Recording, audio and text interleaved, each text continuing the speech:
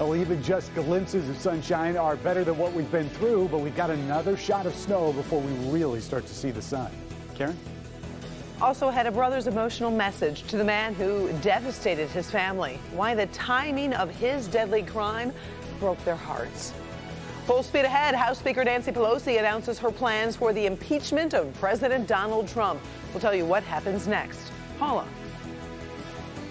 A local school district is engaging in a conversation on changing the start of the school day, changing it by an hour. But there's good and bad to it.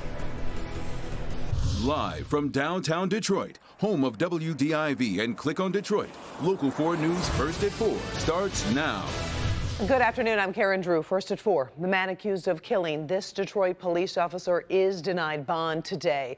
Juwan Parks is charged in the murder of Rasheen McClain and faces a total of 16 charges for injuring McClain's partner and shooting at other officers. The department is also investigating its own response to the shooting in late November. Parks will be back in court in 2 weeks. McClain will be laid to rest tomorrow morning. This gas station clerk listens to the emotional words of his victim's brother during sentencing for a deadly shooting on Detroit's west side. It was back in September where Rami Jabir was convicted of murdering 34-year-old Derek Roberts at a gas station on McNichols near the Southfield Freeway. Roberts' family says the timing of the shooting made it even more heartbreaking. My brother was killed on Mother's Day. Also, my brother was killed on my birthday. So not only was it Mother's Day, it was also my birthday. My birthday for the rest of my life has to be known as my brother's death day. Roberts was shot and killed after an argument at the gas station. His father says it was all over a pack of cigarettes. Jabir was sentenced 35 years in prison. The UAW officially hands over the keys to Rory Gamble as the union's president for the next 2 years. The International Executive Board voted to name Gamble president until the June 2022 convention. He replaces Gary Jones, who recently resigned from the union as the feds investigate corruption at the UAW. Gamble has promised to work on curbing corruption with new ethics and accounting reforms. Detroit's Mayor Duggan is celebrating the opening of a new apartment complex over in New Center. The boulevard sits at West Grand Boulevard and 3rd Avenue. The $60 million development has 230 apartments and is the first apartment building of its size in the area since the 1980s. 20% of the units are offered as affordable housing. The boulevard also has retail space with Comerica Bank, Orange Theory Fitness, and Beyond Juice as tenants. The mayor says the development is proof that Detroit's comeback is spreading into other neighborhoods. We've already tasted winter, so many of us will probably appreciate the next few days. Ben is here with a sneak peek. Well, Karen, it's not getting any colder, at least we can say that, but it is going to be a while before we see some noticeable improvement in those temperatures. This is a good start, though. We're at least getting some sunshine and not seeing those dark gray skies that have really blanketed much of this week. Current temperature 39 at Metro. Some spots have barely peaked into the 40s today, but we are going to see a jump in those numbers later on into the forecast. We do have one more shot of snow, and that's coming tonight, so we'll look at the timing on that. Believe it or not, some of us may touch 50 later on this week. We'll look at those numbers and a big system that is going to move rain to snow early next week. How much of each are we expecting? We'll answer that in just a few minutes. Karen. All right, thank you, Ben. Reaction pouring in this afternoon to a historic announcement from House Speaker Nancy Pelosi. This morning, she asked lawmakers to take formal steps to impeach President Trump. This comes after yesterday's testimony from 4 legal scholars. Kimberly Gill in the newsroom with what is next in the process. Yeah, Karen, good afternoon to you. House Speaker Nancy Pelosi says she has asked the House Judiciary Committee and chairmen of other committees to start drafting articles of impeachment against the president. She says his actions with Ukraine and testimony from yesterday's hearing justify moving forward. And if we did not act on this, the message to any future president, Democratic, Republican, whoever she or he may be, would be, you can do whatever you want. And if we did not act on this, we should amend the Constitution and remove impeachment, which was very important to our founders. So here's how it works. The Judiciary Committee has authority to write articles of impeachment. They will vote on whether to refer them to the full House. If they're approved, the House needs a simple majority to formally impeach President Trump. If that happens, the Senate would hold a trial to decide if the president should be removed from office. House Minority Leader Kevin McCarthy says this process is weakening the country.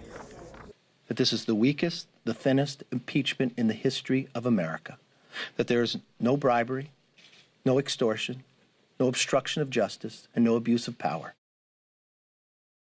Now, in a tweet after Speaker Pelosi's announcement, President Trump says the act of impeachment is not being used the way our founding fathers intended. The House Judiciary Committee announced it will have another hearing Monday morning with lawyers for both Democrats and Republicans present. Until then, Karen, we'll send it back to you. All right. Thank you, Kim. First at 4, we're also tracking other big stories making headlines across America on this Thursday afternoon. Let's start with the investigation of a triple shooting at Pearl Harbor. The biggest question remains, why did an American sailor open fire on 3 civilians last night? 2 died. The third remains hospitalized. Investigators say the shooter also died after turning the gun on himself. The Navy hasn't said if the gunman knew the victims or if the shooting was random. Also, they are looking at the possible security upgrades 2 days before the 78th anniversary of the World War attack on Pearl Harbor. New work requirements for food stamps now official, confirmed by the Trump administration. Nearly 700,000 people stand to lose that benefit if they are not in compliance. So the rules require people who are not disabled and childless to work at least 20 hours a week for more than 3 months during a 3-year period. Right now, states can waive those requirements. Exceptions will now only be possible in areas where unemployment is higher than 6%. The new rules take effect April 1st. It is a big debate that affects families everywhere. What time should students start school? Some say current start times are just too early.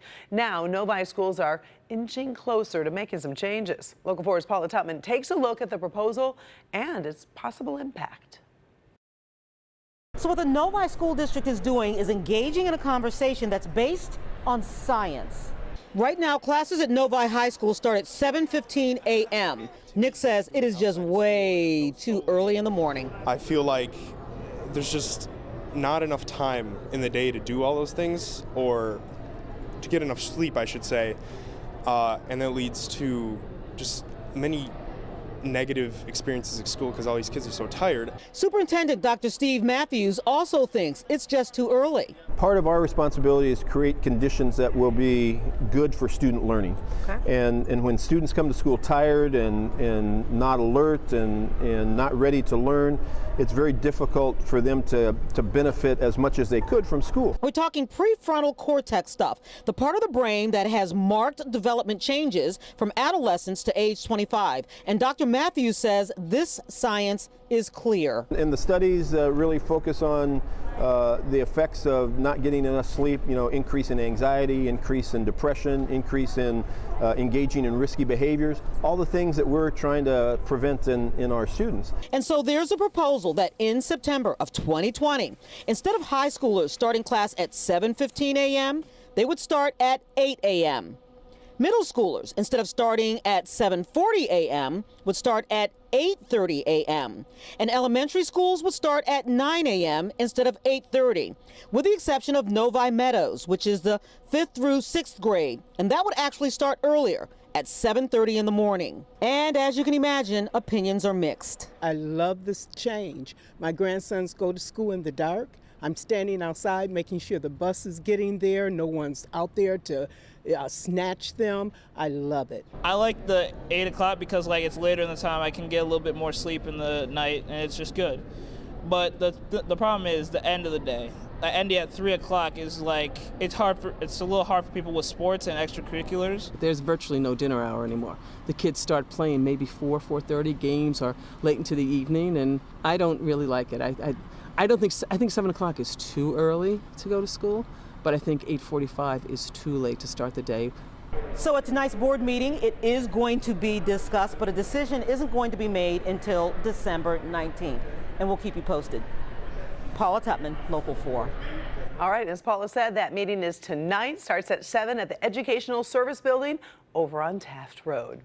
Still ahead, first at 4, a superstar offering a very public apology to his wife, the mistake he's admitting and what he denies.